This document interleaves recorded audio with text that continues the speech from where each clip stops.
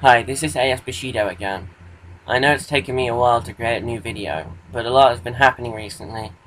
Anyway, this time I'm talking about how I managed to pick up on body language.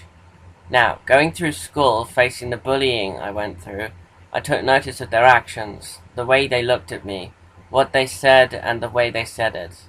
I noticed tones of arrogance. I noticed the smugness of their attitudes. The most memorable experience I can remember is when a break time ended during primary school. This was when a particular bully I did not want to see suddenly came out of nowhere, walked straight up to me, and before I could react, he punched me, directly on the stomach. Temporarily I couldn't even breathe for a few seconds, but what I recognized was the face that was staring back at me. It's a look of total arrogance. He had a grin from ear to ear, and this smugness on his face, like he got some type of adrenaline rush. It looked like this was sport for him, and ever since then, and a further emotional pain I went through, I have had somewhat of a sixth sense when it comes to picking up on bullies when I see them. I can't say I can always tell, but I have learnt a lot nonetheless. There was something about those bullies I faced that I knew that with their actions I could also pick likely bullies out in my later life. I look towards certain people now, notice their actions, and I wonder, were they bullies at school? Most of them have a certain air of arrogance about them, like you know their intentions are anything but good. The way they speak, dark words upon a dark joke, that only got darker as time progressed. I have heard and can understand the saying, "Oh, they've grown out of it now because they're older." My comeback would be, that may be, but just as much a possibility is that they only become wiser. Growing out of it could be a possibility, but growing into a less conspicuous form could be just as likely. A bully in disguise can be more dangerous than a bully visible to all. A wolf in sheep's clothing can lie in wait, waiting for the lone sheep to come waltzing towards it, and as soon as it comes a little too close, the wolf jumps at the sheep. Then, before anyone notices, the wolf puts the sheep's clothing back on.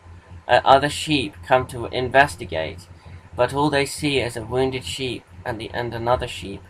The sheep, aka wolf, explains that the other sheep just had an accident and fell over. The other sheep believes the wolf and walks away, leaving the wolf to finish what it started. Never judge a book by its cover. That can be taken in two directions. One is that don't think someone is a bully just because they look that way. No, instead look to their actions. And if their actions show in the way of a bully, then that's what you have on your hands. Having said that, though, there can be bullies that save their bullying for a specific target or type of targets. There are plenty of those in society, and they stretch all the way up to the MPs of Parliament. These are the representations of the wolf I mentioned above. These bullies are the worst of them all because they are hidden from view to the untrained eye. When you've been around bullies as long as someone like me, you start to notice how often they exist in this world. There are a far greater number than you think. What makes it worse, though, is propaganda. Spreading propaganda in newspapers, on the news channels, on adverts and programs and films promotes a type of person. Now, if the country is ruled by those bullies, aka the wolf, then what type of society would they be creating? One with makeshift wolves, wolves that have no idea what they are getting themselves into. They just follow suit with what the media says because they think it's right.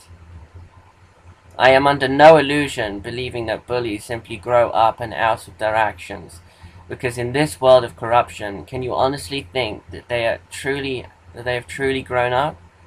Secretive bullies are the worst. I know the word bully sounds more like it would happen in a school setting, but believe me, they still exist. From the MPs in Parliament, your co-workers, to others you may meet alongside your friends if you manage to find a group of friends. And if you face them, then you should be able to understand how destructive they can be. What's worse is that you may be the only person that realizes they are in fact bullies and not the little angels that the others believe they are. They are the true demons, the true con artists, the true psychopaths, because they've learned how to control themselves to cause the most pain and the least possible chance of being spotted. They are thinking strategically. They have grown smarter to the world, and they've learned how to control people. When it comes to other forms of body language, well, as soon as I noticed someone crying in secondary school, I went up to them to find out what was wrong. I did this because I had been through enough suffering as it was. I could understand why you'd be crying. You only need to truly suffer to understand why another would be crying. It's common sense. After you've been hurt so many times, you don't want another to suffer the same way you have. So you want to provide as much help as possible. To me, they are a reflection of myself. If they are suffering, the chances are, so would I in their position. I couldn't live with myself if I left them crying. It would be the same as if I let myself cry all alone in their place. As time progressed, I've never forgotten that feeling of pain, nor have I forgotten the need to help another when they are suffering themselves. I remember when my aunt and my mother were about to leave their family home for the last time, after my Oma, grandma in German, died. I can remember my cousin and uncle's reaction to her crying, and I was absolutely appalled and disgusted by it. They were telling her to stop crying and stop whining. I could have nearly thrown myself into another meltdown, a meltdown caused by the suffering of another, not myself. See, meltdowns don't have to just come from your own suffering. If the suffering of another means so much to you, the chances are that could be just as much a trigger as if it were you getting hurt. That's especially true with me. My meltdowns come from many different angles, but they are usually caused by people. Not always, just more often than not. I tried to support my aunt as much as I could against the onslaught of my cousin and uncle's lack of mercy. All I did was stroke her back as she was crying, but the funny thing is, my actions later led to my uncle and cousin stroking her back in unison a short while later. It was utterly epic. Like my actions had changed their lack of care, even if it was only for an instant. It was a scene I've never forgotten, but just as rare, because I've never seen it again. They just revert straight back to their old selves. Nonetheless, I've learnt a lot about the suffering of others, both from experiencing pain myself and the witness of other people crying. Sorry. Another instance of learning body language involves my Oma. She was cowering and scrunching up in her chair as my aunt and cousin were arguing right in front of her. I knew she was uncomfortable, and I could see that. I acknowledged that body language because I'd often felt uncomfortable myself. When I was in school, I wanted nothing more than to rid myself of my bullies. I would avoid them with all urgency. On top of that, every time I heard rowing around me, my music and my earphones were lifesavers. With those, I could drown out the loud shouting, not always, but most of the time. That was my reaction to feeling uncomfortable. As soon as I noticed that uncomfortable reaction, I want to do something to avert that uncomfortable feeling away. Unfortunately, as I'm sure you can imagine, I'm not always successful, especially when arguments are involved. Another reaction is of surprise. I've noticed that one as well. Naming it became apparent, especially whenever I spoke about the taboo subject of the Romance of the Three Kingdoms of Chinese history.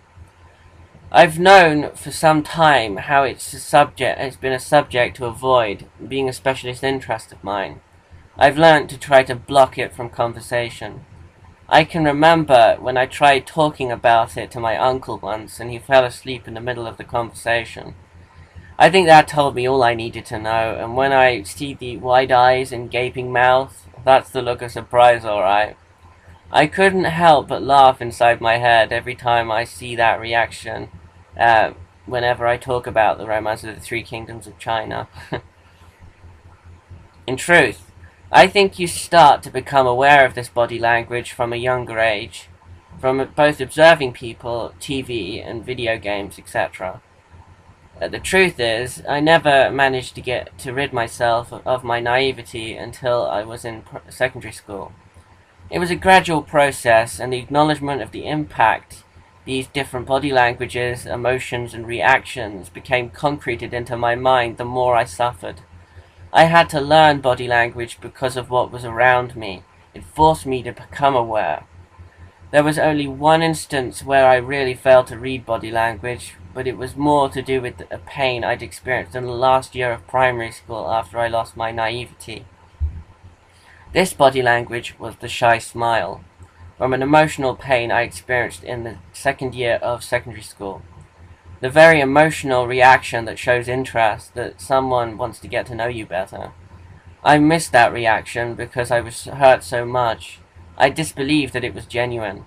This was because I was bullied so much I didn't believe anyone would ever want to get to know me. In truth, I blocked it from my mind for so many years. However, when I saw that shy smile again from the very same person as before, and the fact that after they were told I was on the spectrum, they still held that smile on me. She still held that smile as she looked at me, and it really tore me up inside. I was acknowledging how much of an idiot I had become, how much I failed to see what was right there in front of me. But again, I was stuck. This time I couldn't say a word because of the situation I was in and my anxiety. Then yet again, much later, I saw her at my local arts center. This time she was far away from me. There were many people around me and around her as well. I didn't even notice her until someone that was with me pointed her out to me. I just looked towards her, and there she sat, with that same smile on her face, waving at me.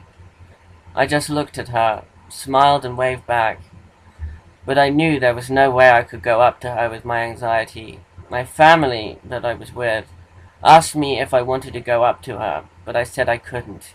Even though every fiber of my being wanted to pull myself towards her, my anxiety wouldn't let me. This is how I learnt about body language. I learnt the hard way, from every instance. Anyway, that's it for now, and thank you for listening.